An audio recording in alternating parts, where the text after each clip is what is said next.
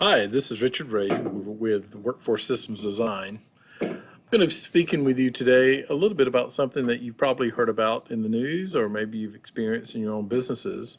ESG, Environment, Social, and Government Regulations and Guidance. I'm going to explain it to you in the concept of corporate social responsibility, also referred to as CSR. CSR and ESG are similar but very different. One, I would say, is more of a voluntary or discretionary behavior. The other is more compliance driven. Typically, CSR is driven by your desire to engage a community in your organization. ESG is typically external factors that are placed on your firm by other organizations or government agencies. So why is ESG important? ESG really evolved, and we'll talk a little bit about that later, from corporate social responsibility and something called stakeholder capitalism. This is simply the understanding or the belief that capitalism is not just a profit-driven enterprise as described by Adam Smith in the late 1700s, where you have people who own land or property or engage in labor in a way that creates profit. Stakeholder capitalism expands that from just a stock or shareholder to a broader group of people who are impacted by an organization. And again, we'll discuss that deeper later. There's also a basic premise that corporations have a responsibility other than their shareholders or stockholders to broader groups of stakeholders and society. And sometimes we talk about that as even to the climate or the environment. Some countries and financial investment firms use ESG scores to determine how to invest or even tax corporations based on those corporate actions. The taxing aspect has been seen as more or less a government activity in countries of the European Union. We haven't seen that in the United States economy yet, but where we do see it in the United States economy is it almost acts as a corporate or a private tax. For instance, corporations will choose to engage with you or not engage with you based on your ESG scores. So it becomes more and more important. And then finally, another reason ESG is important is that as of January 2023, over $35 trillion had been invested in something called ESG funds. This is where investment firms, Banks of America, BlackRock, and others are choosing to invest in companies that have higher ESG ratings and not in firms that have lower ESG ratings. And we'll talk a little bit about that. At the end of this presentation, you'll find 4 YouTube videos that describe different aspects, different views of ESG, and you can explore that on your own. The evolution of ESG, as I mentioned before, really comes from a long line of pro-social, pro-capitalist views in society. In the early 1920s to about 1980, we were focused on employee health and safety, and this really came out of some of the horrible working conditions and safety conditions in the early 1900s, late 1800s. And so you begin to see labor law and regulations and organizations in society trying to do better by focusing on employee health and safety. In the 1960s, we begin to see more environmentalism, at that time global cooling, later global warming, and we still see that today where companies are asked to participate or sign documents supporting a certain view or perspective on environmentalism or the climate. In the 1970s, we begin to see corporate sustainability discussions pop up in colleges of businesses, and it actually led to a great paper by Milton Friedman, very well-known presidential advisor and economic professor, who had views on what a company should and should not do and how people in different roles in the organization should make decisions about investing in social issues, and we'll discuss him later as well. The corporate sustainability movement led to the corporate social responsibility movement, which I actually I date it around 1979 as a result of several famous papers, including one by Archie Carroll, who we'll talk about his model of CSR later. But in the late 1970s, up until even today, you still have people talking about corporate social responsibility, but they look at it more as a discretionary, a voluntary, a philanthropic activity.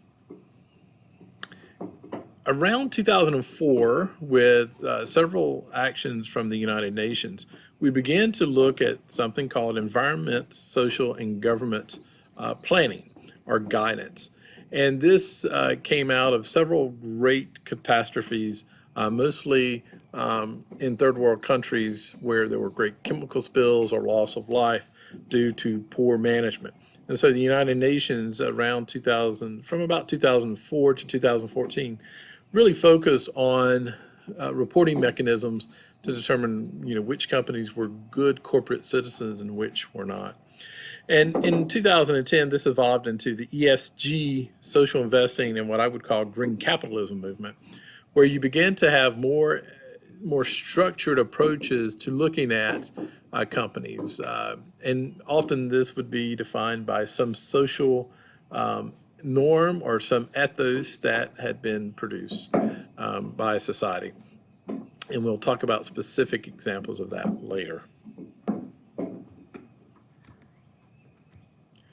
So I'm going to give you a brief introduction to corporate social responsibility. This is my bent to it. Corporate social responsibility is defined as a continuing commitment by businesses to behave ethically and contribute to the economic development and improvement and the quality of life of the workforce and their families, as well as to the local community and the community at large. This concept has been around for hundreds of years, but actively thinking about how we impact our communities, what type of footprint we leave on our communities, has taken on a more formal approach. So when we think about social responsibility, we were really comparing two views. We're comparing what's called a shareholder view, sometimes called a stockholder view, versus a stakeholder view or a community view. So when we think about shareholders, these are typically people who own a company or who invest their capital in a company. And essentially, their major responsibility is to maximize those profits. Again, we mentioned Milton Friedman earlier. He would actually say that to do anything other with profits other than invest back into the firm or return them to the shareholder would be considered unethical, immoral, illegal. And so some people don't go quite that far, but that's an argument you'll hear again and again. And as you review the videos for this section, you'll see that view and hear that view again and again. Social responsibility in terms of philanthropy should only be made if it meets the interests of other stockholders. So if I am a investor and I'm a big fan of scouting or a big fan of youth soccer, and I decide that I want my return on investment to go to youth soccer or scouting activities, then in the shareholder view, as a shareholder, I would take my shares, I would take the profit or the return on investment, and then I would put those into the causes or interests that I'm interested in. Again, if the manager or if someone else decided to do something with my profit or my return on investment, that would essentially be stealing. So shareholders should be rewarded for taking risk and investing in an organization, and they should, if they desire, make philanthropic contributions to whatever stakeholder group they like. And then managers in organizations are just agents. They're operational in their function, and if they begin to make non-operational decisions, if you will, ethical or socially driven decisions, especially if they're not consistent with the investor or the owner, then they should probably be removed from this view. And so essentially, investors invest, or owners invest. The managers of the firm they do something with these resources and investments. They pay expenses, they engage consumers, they create products, they manage the supply chain, they pay employees. And then what is left after that activity becomes profit, and that profit becomes a return on investment. It's capital increase. And so again, from the perspective of the stockholder or the shareholder, managers just manage that. They don't own the capital. It's not theirs to give away. Essentially, they manage the resources efficiently and effectively, and they allocate them to help generate the greatest profit, because that's what they're there for. And then investors and owners, when they get their capital increase or their return on their investment, if they decide to allocate, they can allocate it to anything they want. And again, if you take a look at the Friedman version of this, for a manager or a CEO to do something else with that capital, essentially is stealing wealth from the investors. So we take another look, or we take a look now at the stakeholder view. And essentially, this view is advocated by another similar sounding name, Freeman, Ed Freeman, University of Virginia, who says, you know, there's really a stakeholder view of the way we look at the businesses, not just a stockholder.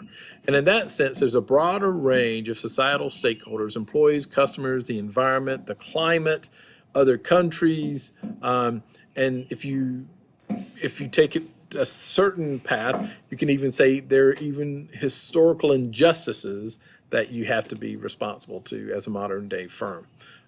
In full disclosure, I don't buy that piece, but I share it as an argument because it's something you may hear. But essentially, based on legal statutes, societal norms, religious principles, and other factors, people in the U.S. generally report that they think organizations have a responsibility to the quote-unquote general welfare of the people in that society. Now, whether or not everyone has the same view of it, that's another thing altogether. And so in the stakeholder view, organizations, as long as they meet their economic, legal, and discretionary, volunteerism or philanthropy behaviors, they're a good organization, and that's that. There's no value or no valence put on whether or not you're really a good company. It's just, are you economically, legally, ethically operating, and then are you doing something with that afterwards? So it does come with the understanding that you're not just a firm or an individual, but there's people around you in your community. There's suppliers, there's special interest groups, employees, media, competitors. There's even highways, infrastructure. You could add that there too. And the employee or the firm or the individual, they don't really have an individual relationship with these other stakeholders. In essence, there's multiple stakeholders interacting with each other. One could even make a case that there's an interaction between firm and stakeholders, and then other stakeholders, and then the firm. So not only do I need to be concerned about my interaction with the federal government as I think about how I operate, I need to be concerned about how the federal government, the local government, and the state government, as well as how those governments might interact with my competitors or my other stakeholder groups with society, with the homeless, et cetera.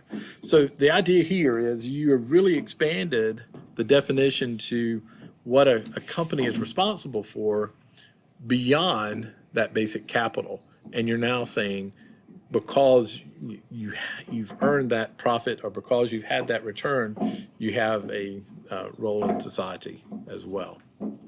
So I'm going to talk a little bit about Archie Carroll's model of corporate social responsibility. It's the one I subscribe to. In fact, I spent about 5 years of my life working on a dissertation and doing research looking specifically at how Carroll defined corporate social responsibility.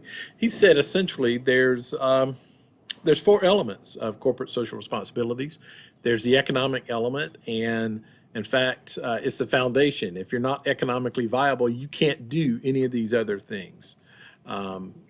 once you pay your expenses, once you draw in revenue, now that you have some surplus, you can do some other things with that.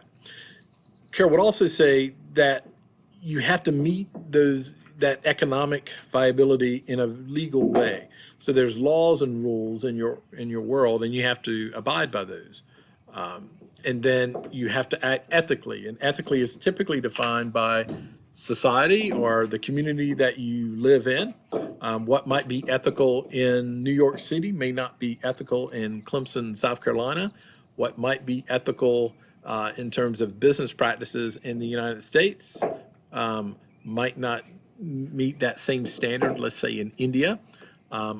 If I were working in Southwest China and I was asked to contribute to the local retirement fund of the plant manager there, in the United States, we might call that a bribe, but in that part of China, that's just part of doing business. So ethics are typically defined by the place that you're operating within. And you have to be okay operating in those circumstances. And then finally, the fourth piece of this is there's a discretionary responsibility that that organizations have to their community, and that looks like philanthropy, and we'll talk about that in specifics later. So ideally, in order to be considered a socially responsible company, you have to earn it, you have to do it legally, ethically, and then you have to be able to engage your community with philanthropy and volunteerism. So I had a person ask me once, could a drug dealer be a corporately socially responsible individual? And so they said, well, the reason I ask is because the drug dealer, she certainly is making money. In her community, maybe the type of drugs she's selling isn't as bad as other drugs. That's the rationale. But boy, she is giving away, candy. She's giving away food and groceries. So she's really involved in her community. So by Archie Carroll's standard, she's met 3 of the 4. She's certainly making money. She certainly may or may not be meeting an ethical standard, and she certainly is providing discretionary resources to others. But that legal hurdle is in the way. I could actually make the same case for a company like Enron, which many of you have heard of Enron. Enron, economically, they were making a lot of money. Legally, there's still some debate about legally, even though many went to jail. Ethically, again, you have to be careful about the society that you're in. And philanthropy, at one point, they had donated quite a bit of money to quote unquote ethics chairs at universities all over the country. And so people might make a case that Enron was acting socially responsible. I would come back to the economic aspect of it. Because their executives were making decisions that were not consistent with maximizing profit for all of their investors, I would say they were not corporately socially responsible.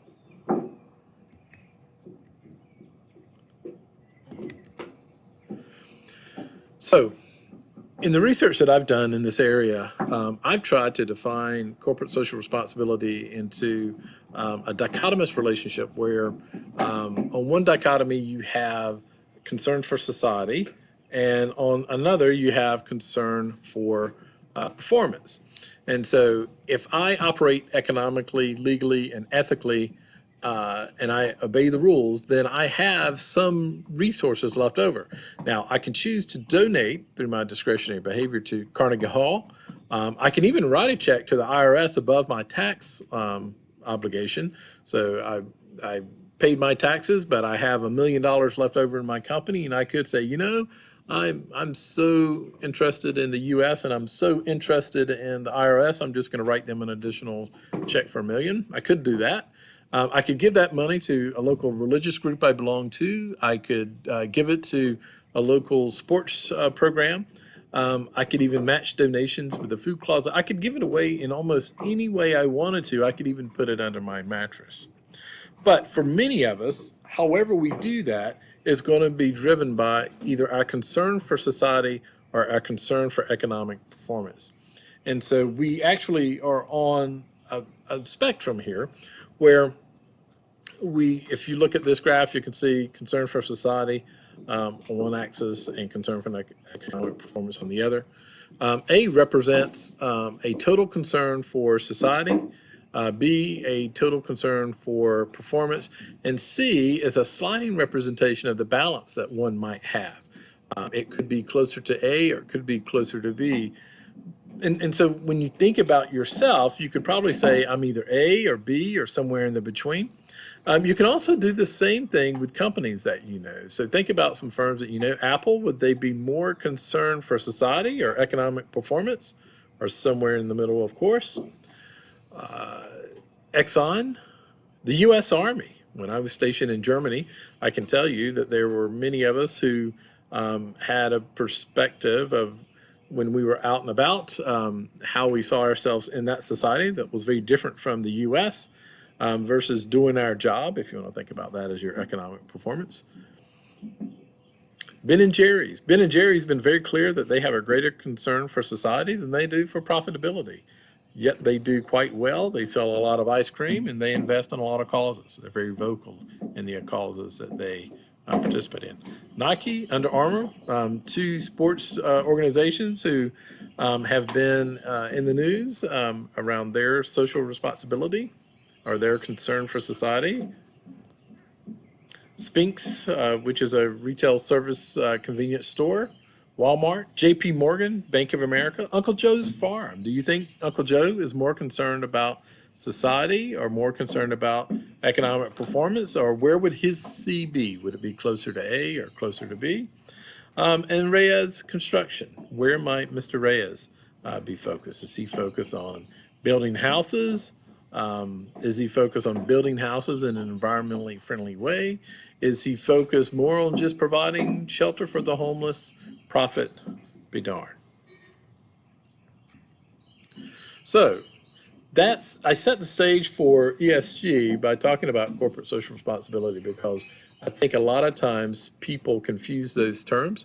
And I just want you again to see that corporate social responsibility is probably more discretionary, volunteer, philanthropy-oriented enterprise. ESG is going to be more compliance-driven. And so we'll start with the environment. ESG essentially says that there are factors and related to the environment, society, and governance that we're going to focus on and that we think are important. The challenge is it all depends on who's defining what the E is, what the S is, and what the G is. And so when I think about assessing or advocating or measuring an organization that wants to be high on the E of ESG, I'm going to be looking at how they look at greenhouse gases. I'm going to be looking at the management stewardship of natural resources. I'm going to be looking at a lot of ways that they impact climate and flooding and fires in their world. If I'm an ESG investor, which is where this really becomes an issue, I may look at things like how much carbon they're producing or how they manage the offset of that. I might look at their role in pollutants and chemicals.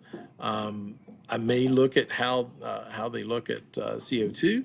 Are they using renewable energy? If I go to the skyscraper of Bank of America in Charlotte, North Carolina, are there solar panels on that thing? And then how are they managing waste? Are they being friendly? But you can see when we look at the investments, that can be challenged and charged by a lot of things, right? So then I look at the social element. And so essentially now we're looking at how that company impacts human capital, how it impacts not only those people who work for the organization and are customers of the organization, but the stakeholders in the broader community in which it operates. And that community could be defined as Raleigh, North Carolina, or Washington, D.C., or it could be defined as the United States, or in the globalist sense, it could be the whole world. How are you impacting? a hallmark for social impact usually is around how the supply chain is managed. So we're not just looking at how BMW produces cars, we're looking at all the people who produces parts for how BMW produces that car.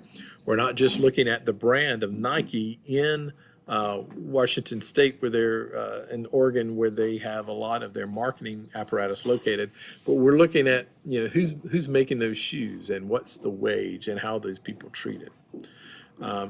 Many companies in our history have used slave labor, so we look at things like, are you using slave labor? Are you using labor standards or young people to build things that they shouldn't? Again, where the rubber meets the road is investors. They look at, in the social element, they look at things like supply chains. Are they ethical? They look at whether or not you're using labor that's using questionable safety practices or even underpaying their employees. Support certain causes around labor. Has policies against sexual misconduct. Have they guidelines around how much they can pay their CEO. So it can get very complicated, because now you're looking at impacts on other people that may or may not be consistent with your values. And so when we talk about ESG, often we'll talk about hey, this is a good idea, we're taking care of society. We just have to make sure that we understand what the definitions are, because something that might meet, for instance, the LGBTQ plus guidelines in the United States may not meet that in another country. In that country, will that country be judged harshly if they have values that are not consistent with whatever who is measuring ESG says it should be?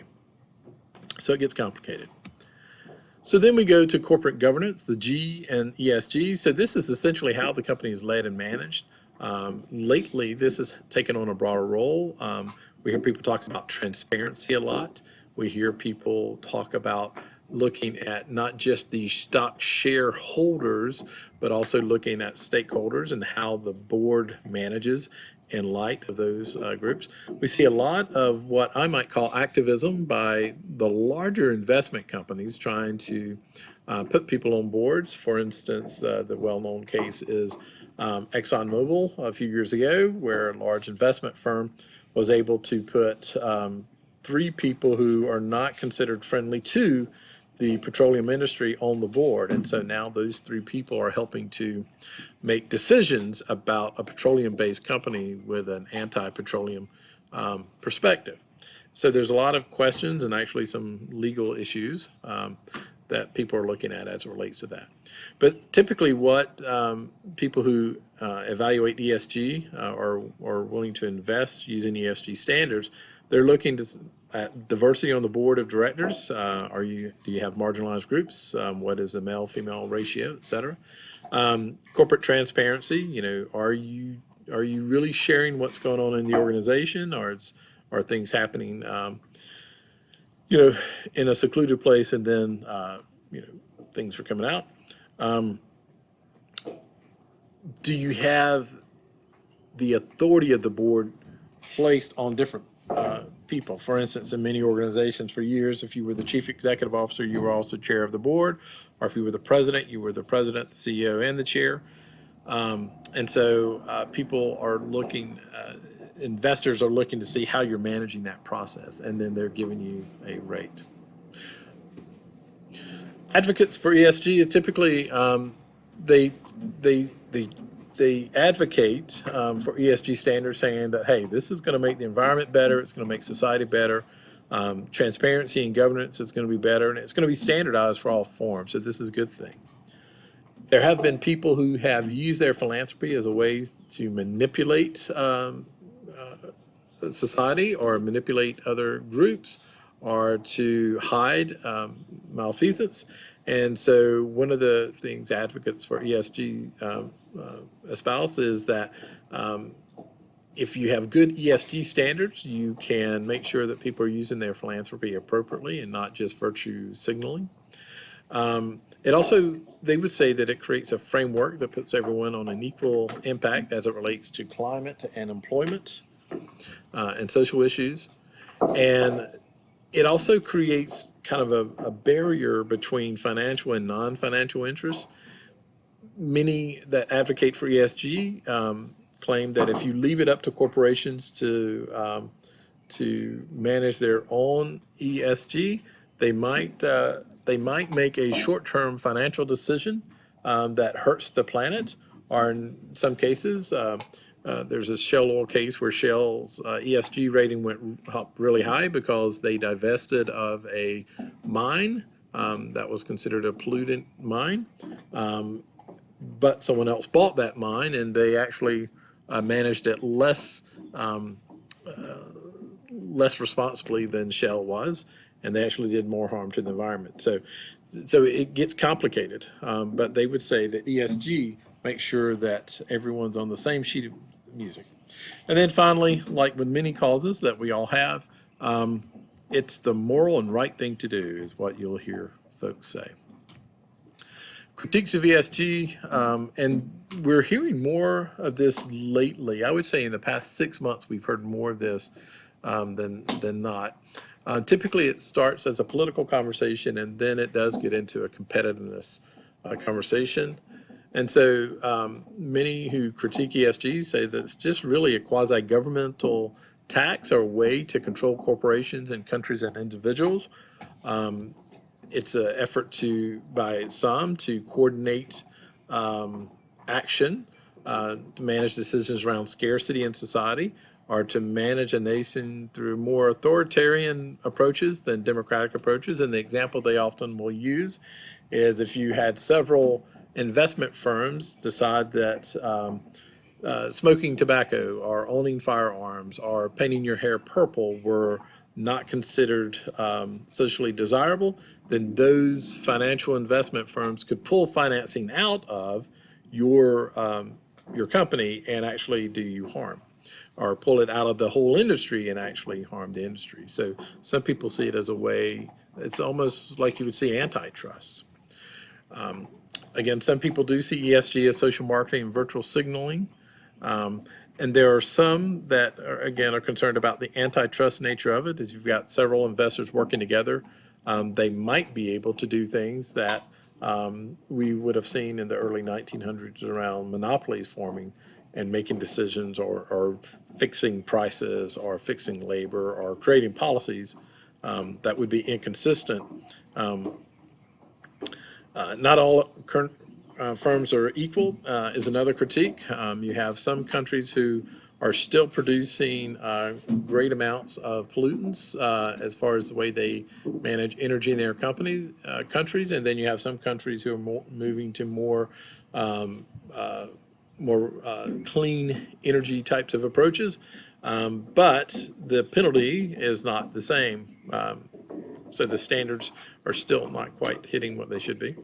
And then the final critique you'll hear people talk about is it's just another sin tax levied by governments like the EU or by banks who want to punish firms by withholding capital or loans. The last critique I'm going to provide for you is there is a group called the Climate Action Plus 100. The website's there. They are a group of organizations, and many of these companies who use ESG in their countries or in their industries, and it provides just a little information about how they use that and how they leverage ESG. So here's some of the resources for you. You'll see some of these in the section assignments, but you'll also, you can go onto YouTube and search ESG Pro and ESG Con, and you can find arguments for either direction. In full bias, again, I did my dissertation in this area, or at least in the area of corporate social responsibility. And I am also what would be considered a pro-social capitalist, which means I think you should let capitalists be capitalists, and if they decide to invest, they should, but I think we should encourage, incentivize them to it. I think if we get to a point where we tax or create a compliance system around it, I think we run into some challenges. So that is CSR and ESG. I hope it will add to your knowledge. And again, I hope it more than anything, it encourages you to do your own research. If you find articles or presentations that offer a different view than what I've provided here, I encourage you to send those to me and use those in your assignments. Thanks for paying attention.